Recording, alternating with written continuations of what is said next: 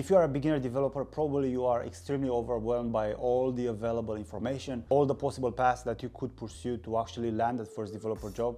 And honestly, it's overwhelming. I remember when I was in your shoes 6-7 years ago, I don't even remember, 2015, 2016, I was completely exhausted, if I can say so, because I had this work ethic, I had the drive, I had the motivation, but for some reason, no matter how much I tried, I was getting stuck more and more, and I felt like, I was spinning my wheels, and that used to happen for months. In fact, I delayed even learning JavaScript for the first 6 months, and I focused only on learning HTML and CSS because I just couldn't understand how to put the pieces together, right? So in this video, I want to help you identify the 4 ways that are available right now that you can take to learn code, and then choose the path that makes the most sense for you, right? The first one is self-taught. And self-taught means teaching yourself code from watching videos on YouTube, buying Udemy courses, going on Codecademy, free Codecamp, Odin project, trying to piece everything together. And this path is 100% free, or it's gonna cost you very little, maybe 10 bucks, 20 bucks, 30 bucks, 50 bucks, even 100 bucks. Anything underneath $1,000 is pretty much free, right? The problem with this strategy is that it is very random. So you have to figure out if what you're doing is right or wrong. You need to learn how to assess yourself, and that's pretty much impossible, right? It's like tasting your own food. Of course, you're gonna like it, but is your food good enough to be served in a restaurant, right? Because what you need to understand is that you're not writing code for yourself, you're writing code for a company, and all companies have certain standards, and then you have to meet that standard in order to get hired. Okay, so being self-taught is quite a difficult journey, and usually takes 3, 4, maybe 5 years, okay? And in my opinion, if you are self-taught, I would highly consider going to a university and getting a degree. In my opinion, if you are 18, 19, 20, self-taught is good because you have years and years to waste.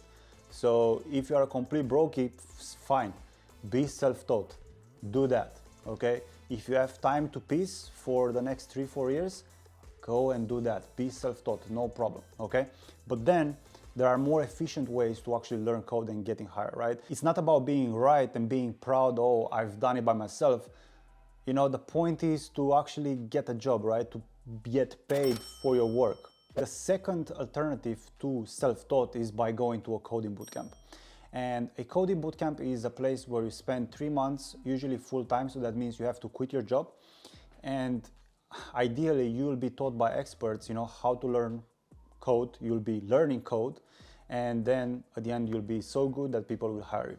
The reality of things is that thousands and thousands and thousands of bootcamp grads are still looking for a job years after they finish their bootcamp, because all bootcamp grads look exactly the same. They have the same apps, the same skills, the same portfolio, the same resume, the same interviewing skills.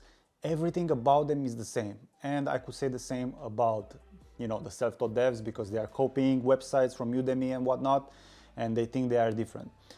But this is even more apparent with bootcamp grads, right? Because if you are in a class with 30 people, right, you cannot be getting individualized help or individualized, applications and whatnot. You have to make the same thing as everyone else because there is a standardized process that you need to go through.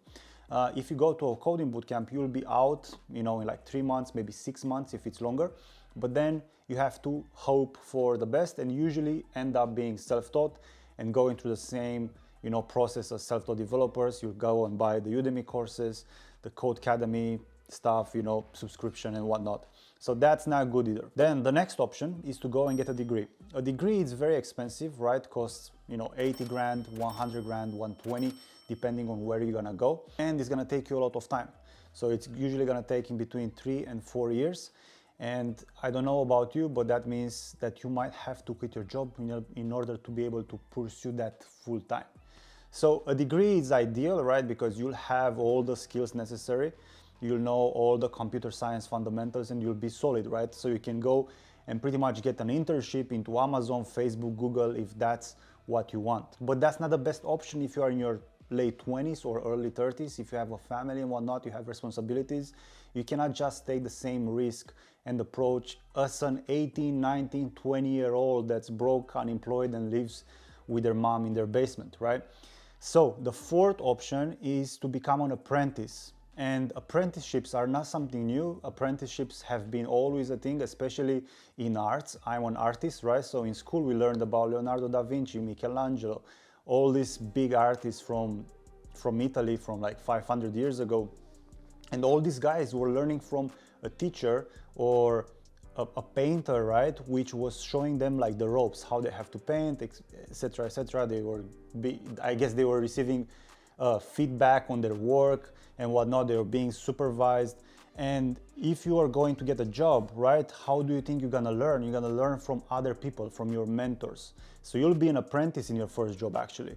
So this process is nothing new, but if you bring it closer to your journey from where you are right now, then you'll be able to progress faster than if you are going the self-taught route, or if you go to a bootcamp where every single thing is going to be standardized, nothing is going to be personalized to your unique situation. So in my opinion, of course I'm biased because I'm selling this stuff, the mentorship is the best way to go, because you'll get personalized feedback, you'll get a roadmap specifically created for you, and you'll be able to go at your own pace if you work with the right mentor. In my program, for example, in my mentorship program, we have this community that is filled with people just like you, and probably you are in communities as well with other front-end devs. But what you notice there is that there are like thousands and thousands and thousands of people just like you that are asking questions all the time, and probably they're not getting their answers in time or the right answers and whatnot, because nobody's gonna take care of you. Only other juniors just like you will be there to help you. So that's not ideal. Also, if you join any of these communities, again, everyone is gonna do random things. Everyone is gonna stitch together a course that works for them. But again, you're not gonna be efficient. This type of mentorship is also good for you if you wanna get good really fast, because a mentor can tell you exactly for your own specific situation what you have to do and when you have to do it. And if you have the right mentor that's not afraid to hurt your feelings, you'll get the right feedback, okay? Not the one that's gonna make you feel good, like, yes, Jimmy, you're progressing really fast, you're a very good boy. And in fact, everything that Jimmy does is absolutely trash, right? As you can see, I'm very like upfront, I'm Eastern European, and I don't have time for bullshit. I don't like this American stuff where everyone deserves, you know, a prize even though they are like third, fourth, fifth place. So the way I do things, if you're interested, is I'm gonna give you the right feedback, and I'm gonna be extremely harsh with your feedback because I want you to grow. And the only way to grow is by seeing how good you actually are. You know, I wanna tell you a story. I bought many programs as well because I want to learn skills, okay? So I know that mentorships are the best way to go and learn those skills. But I had mentors that used to tell me, hey Christian, you're doing really well. But then I felt like, how can I do well when I'm not receiving any harsh criticism? The reason why I pay someone money when it comes to getting feedback is because I want to be destroyed. If I hear that I'm doing something right, that means my mentor is not as good as I thought, or doesn't have my own interest in mind. He just wants to make me feel happy, feel good, so I have a good experience, so I can give my mentor, you know, positive reviews back. But in reality, the harshest mentors are the ones that will give you the most results. And I started working again with another mentor, and this guy is telling me like all the time, very tough words. He's giving me a lot of tough love, and because of that, I improve really fast, really quick. So besides that, another thing that's gonna help you is to be self-aware. So because I'm a YouTuber, I'm on YouTube, right? And I look back at my videos and I can see that, you know, I speak wrong, I don't have the right grammar, I can't pronounce words correctly. I'm like, Jesus, I've made another mistake again, the same thing. And I'm kind of kicking myself, you know, but that's the right way to go about it. You wanna be proud of yourself, but in the same time, you wanna be insecure about yourself, so you don't rest on your laurels. I'm very happy with the way I structure my program and whatnot, but I'm always insecure about it. So because I'm always insecure, I'm always trying to improve it. Can I go at the rate that I really wish to go? My brain is like really fast, okay, but my implementation is not as fast. And I'm always like kicking myself, like, do a little bit more, do a little bit more, work a little bit more, stay a bit more late. If you are going to have this work ethic and this insecurity coupled with pride that you're not gonna let yourself down, then you'll make an absolute killing. Another thing that will help you quite a lot is to know what you're running away from, okay? Trust me, like, I've seen so many pansies, you know, like so many like happy people and whatnot, and they're like, oh yes, I want to learn code, and they never do anything about it, and they will always be stuck in the same position with the same people with the same salary forever. And then you have a hungry like 25-year-old that is sick and tired of being an accountant, that is sick and tired of not being able to work remotely, that is sick and tired of having to commute and be in a cubicle. And that guy is gonna work harder than all the happy pansies, you know, that are just literally wasting their time, and they are pissing away their youth. So be obsessed, okay? Be obsessed with this fear. Create this enemy that's gonna take you if you're not doing the work. Because no research that you're gonna take, either free or paid, is gonna help you. None of that is gonna help you if you don't have the right fear, mindset, attitude. You're gonna be unsuccessful, unfortunately, no matter what people are trying to make out of this this transition in tech, okay? Being in tech is not easy, it's very difficult, and in fact, a lot of people are going to fail, okay? That's the absolute truth, and you need to understand that.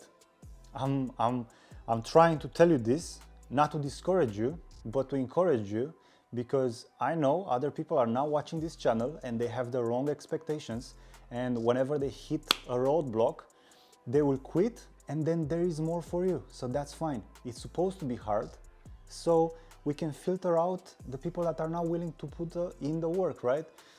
Don't worry about it. Work hard, keep your head down, and decide what's best for you.